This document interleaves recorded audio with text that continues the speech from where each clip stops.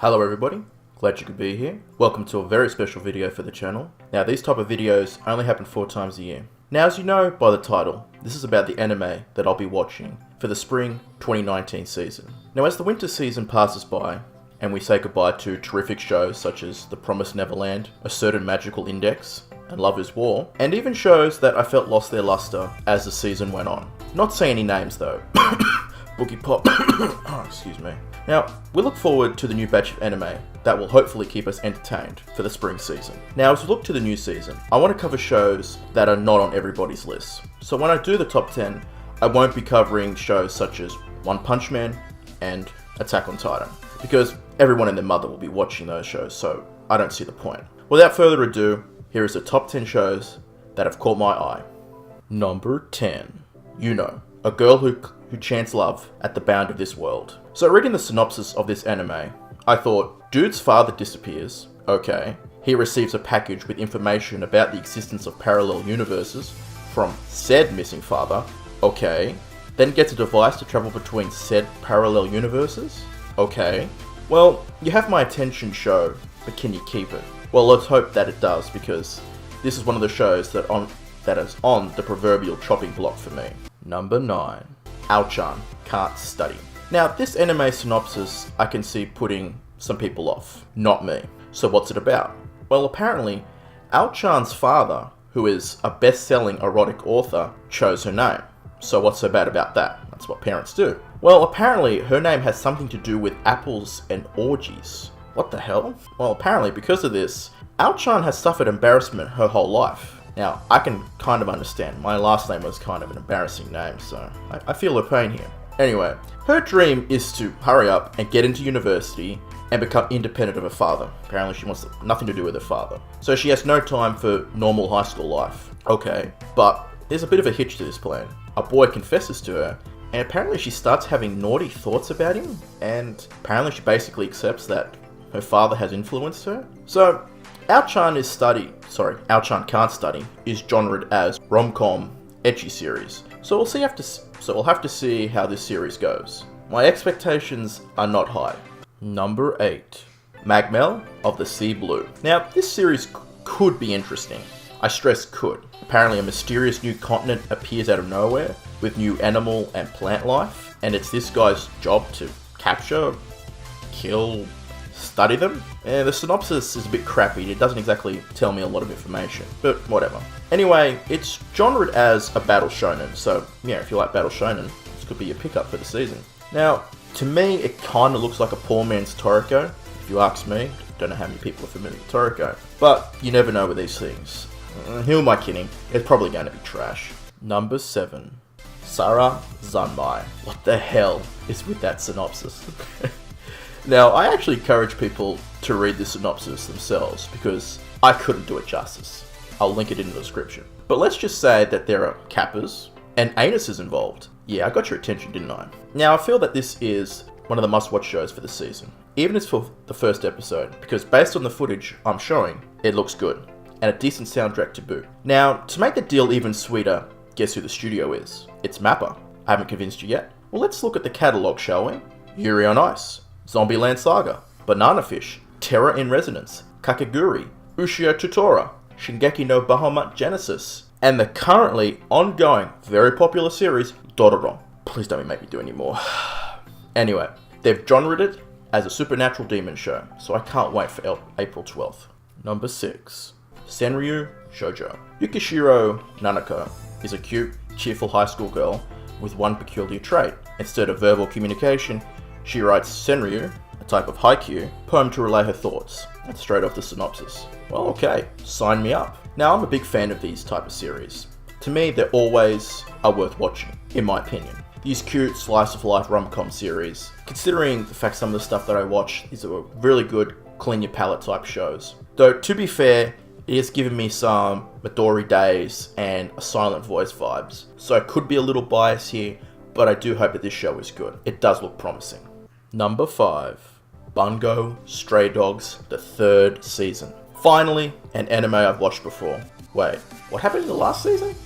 It's been almost over 2 years now, I think almost 3, I think. Anyway, I do encourage people to check out the early seasons out because I do recommend them. I mean, the characters are based off famous literary writers such as Edgar Allan Poe and Mark Twain, for example. And their abilities, yes, there are superpowers in this show, are references to their literary works. Hey, I thought that it was a really cool concept and it kind of made me want to watch the show. If that didn't convince you, well, we have the Mafia, detective agencies investigating said Mafia, and apparently there's a giant tiger, blue tiger of some sort, running around and attacking people.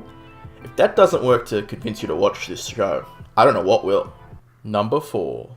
Fairy Gone. As soon as I saw the first trailer, I knew I was going to watch this show. Apparently, Fairy Gone takes place in a world where fairies possess and dwell in animals, giving them mysterious abilities. Now, by removing the organs of a possessed animal and transplanting them into humans, fairies can be summoned as an alter ego and be used as a weapon. Now, I know, the obvious objection would be the fairy things are like stands from JoJo's Bizarre Adventure. And yeah, I can't disagree with that. But hey, I love stands, so that's not going to bother me one bit. Now, it seems the main protag, Maria, joins a detective agency, Dorothea, which investigates fairy-related crimes that take place in this post-war country or world. I'm not exactly sure on the specifics. I haven't seen it yet, of course. Now, this anime was made by PA Works, another great studio, and it's genred as action supernatural demon killing. Oh, the best type of genre combinations there. At this point, what more do I need to say? I will say that the CGI from the trailers doesn't look that good. I am a little concerned about that, but we'll see. Number 3.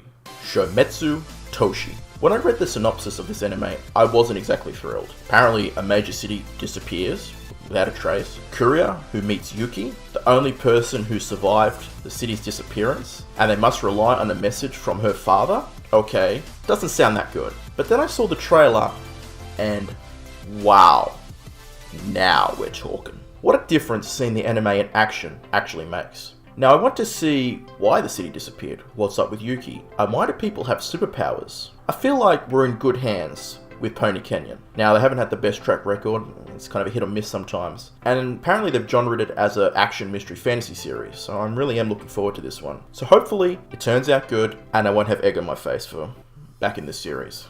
He's hoping. Number 2. Carol and Tuesday. My personal choice of potential anime of the season. Carol and Tuesday is about how we've basically colonized Mars. I don't know if we've left Earth or we're still on Earth, who knows. Apparently, culture is produced by artificial intelligence, and humanity just sits back and accepts the crap that the AI is producing. Okay. But apparently 2 girls who were raised on opposite sides of the track, one coming from a rich family, one coming from a poor family, come together and wish to make music. And they want to create a wave that might hopefully change humanity for the better.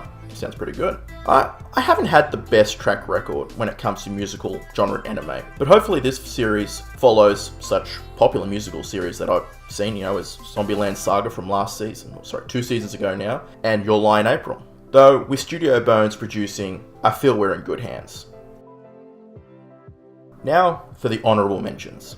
This goes to series that I'm not expecting much from. This includes We Can't Study and Mayonaka no Occult Kalmin. Ugh, I butchered that. Those 2 series are, I'm not sure about, but give the first episode a crack. Now the big one is Kimetsu no Yaiba. This series falls under a bit of a different category for me. I know people are hyped about this series, and probably would be on a lot of people's probably top 10 lists of anticipated anime, kind of a bit of a must-watch. But, because I've read the manga, and I think I read up to chapter 34 or 35, I kind of put it on hold or even kind of pseudo-dropped the series. So, my hype is probably down for this show, but I'm hoping by watching the anime, it will get me back into reading the series, or, watching it at least, and I really hope that it can, because I do think there's a lot of potential and promise, so I'm really banking on the anime helping me out here. But that's it for my honourable mentions. I don't have a lot to say here. Number 1. Diamond No Ace, Act 2. All I have to say, if you haven't seen my previous video on what you should be watching, you need to do that ASAP, because you're missing out on a fantastic series in Diamond No Ace. Link will be in the description. Yeah, shameless plug, sue me. Now, the second season picks up in Saramura's second year, that's the main character, at Sato High School. as he attempts to obtain the ace number and get to the nationals of Japanese baseball. Now this series is produced by Madhouse. Yes, that Madhouse. They continue to bring the excellence we're used to. This is my most anticipated anime of the spring season. I've been waiting for this for a long time. Now if I might ramble a little bit, I would like to thank those who watched the video as I indulge myself and share my 2 cents on the anime that I'm interested in, and listening to my probably unqualified ask for however long you watch this video. I really do appreciate it. And if hopefully you will, subscribe and stick around and see my other content. And if it appeals to you, I hope that's the case. Once again, hopefully this will be a good season of anime. Anyway, this is the King Killer signing out. Sayonara.